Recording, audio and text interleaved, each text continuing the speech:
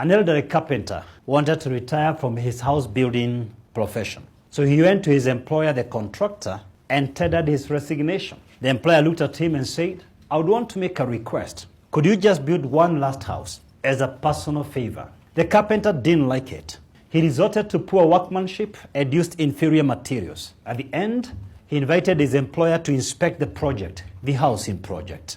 After inspecting the project, the employer handed him over the front door keys and said, this is my gift for you, for the many years of service that you've worked so hard for me. The carpenter couldn't believe it. Had he known for a moment that he was building his own house, he would have given it some artistry finesse and used superior materials. But this revealed his personal standards. This revealed who he really was under no supervision. This revealed his attitude towards work and his employer. Isn't this true for many employees? That we find our identity from our employers. We define our standards from supervision. If supervision was eliminated, the true colors would literally come out. We resign long before we resign. We get out of that job long before we get out of the door of that organization.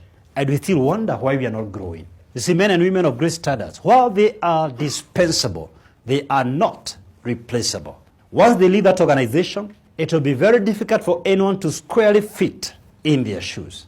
I ask you tonight, what is your standard as an employee? What is your standard as an employer?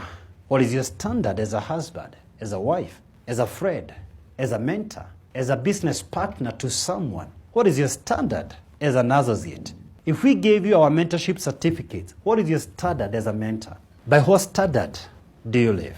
One major reason why a lot of people literally never achieve their goals in life is because there is a mismatch between their goals and their personal standards. Do you know, you can look at a fellow like this and know you can't lend him even 10K. There's a mismatch between what he's borrowing and his personal standard. And another guy can borrow you $1 million over the phone and you wire the money. Before you laugh at that guy, could this be you?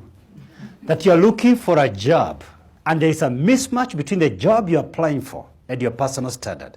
There's a mismatch between the salary you're looking for and your personal standard. There is a mismatch between the girl you want to date and your personal standard.